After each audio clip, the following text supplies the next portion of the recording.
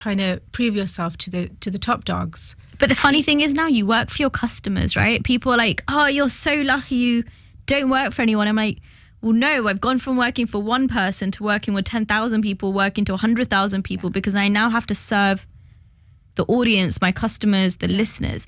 So actually, don't you feel like business people go the opposite way? They kind of, instead of working for one person, they're now working for a bunch of people. I think, but it's a different sort of mindset. It's more so for me now. It's more so, I better make sure I make this, and I better make sure it helps and heals their skin. And that's the only pressure that I put on myself. It's not, I want to make this product and I want to make millions out of it.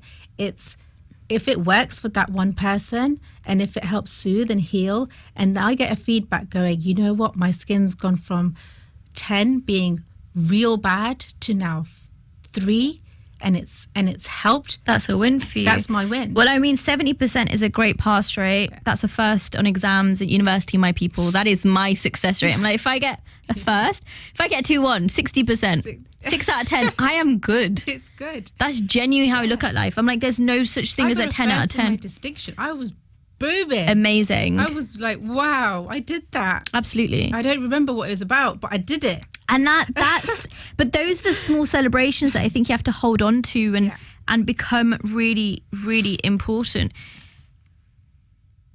At what point, so you started your business, how long before you quit your day job? Month. Oh, okay, great. I was expecting like 18 months, 3 years. You're like a month. A month. I was like, that's it. I'm done with working for someone else. But that's probably because you had the financial security. Yeah. So it wasn't a matter of like a month and you've got no income coming in. No, I had saved up. I was okay for, I'm good. But the reason I asked that question is because the average entrepreneur builds their business in the background for 18 to 24 months before they leave. Right. And regardless of what we talk about in the hustle, I'm always an advocate of do not leave your day job if you have nothing to fall back on. 100%, of course. But that's not what TikTok tells you. Yes. It's not what social media tells you. It's not what business people don't tell you the truth in that sense, right? I'm like, do not leave until you feel like you can sustain some kind of level of income. We were having this conversation in the car on the way here that social media will say, will show you this picture of, okay, you have an idea, there you go, do it. But wait, think about the backlash. Have you got the financial funds? Have you got the time? Have you got the mind, will, power to get through this? Because not every month is going to be the same. No, it's really not. You have to prepare your mind to be able to not have that financial security every month, because it's not always going to be gravy. And how has that changed your living or your spending habits? So a good example being, I don't know who I was at university and I definitely don't know who I was at work, but I had less money than I have now. Yeah. Sorry, yes, I had less money than I had now, but I'd spend like £300 on like a haircut and hair colour. You know, now I have more money and I run a business and I'll go to like a model booking and I'll try not to pay more than a tenner. And I will hack my way into that haircut. Yeah. And it changes the way you live. And I don't buy luxury bags or luxury cars, but I put it on my Instagram and be like, but I have a luxury holiday once a year. Yep. And when I mean luxury, I mean it's like top notch. Yep. But I wouldn't have done that in corporate, and yet I earned more money. So how is your like daily spending, or your kind of the perks of life? How has that changed as you've grown a business? I like you, I have never been somebody who spends £600-700 on a bag. To me, I could get a massive, great deal on a holiday. Absolutely. And at least me and my husband could have like a really nice 5-star vacation away. That has always been me. I was that person at university who would always spend on shoes, and God knows why, because I would think that I would be wearing these stilettos just around. You wore stilettos to university? No, not to university, but when you're going out. Oh yeah, of course. That. But now, in terms of spending, instead of getting, your luxury brands and Selfridges of makeup, I have gone down to go to Superdrug and I get the high street brands, and it works as well as what I used to. I still have a load of makeup left from Selfishes, which my husband is now selling.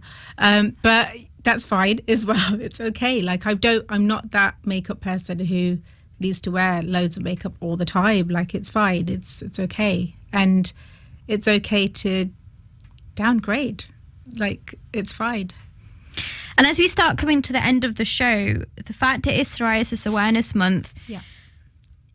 I guess you've always been, in the nicest way, an other, right? As you've been growing up, you've always been othered because the products on the floor shelf, the magazines, the representation doesn't necessarily look like you and your version of who you are. How do you think that's helped you in building your confidence? And therefore, what would be your advice to people who are listening who feel like they're the other?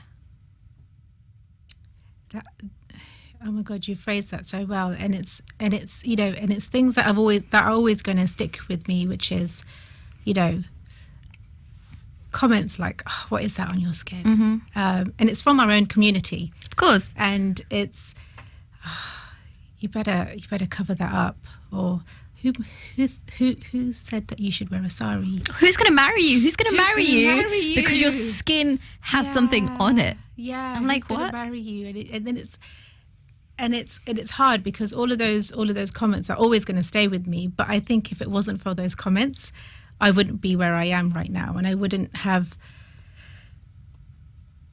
be on, you know, the hustle talking to you about Absolutely. a skincare brand. And I think the advice that I've got to give somebody out there who has just started experiencing psoriasis on their skin is that you are going to have some really, really shit days, some really bad days with it.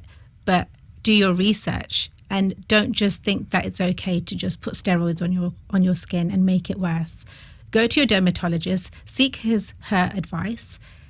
If you don't want to go down that medicated route, there is natural options available, and it's all to do with your gut. So please think about what you're eating, drinking on an everyday, because lifestyle changes will help your skin.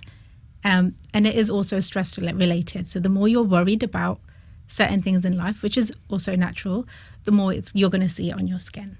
So please just calm down, and it's okay.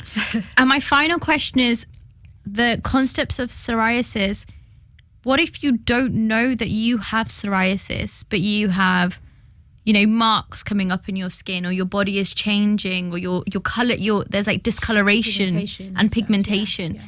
Is that similar? Is that the same? And, you know, how did you come to a point where you're like, this is psoriasis and not something else?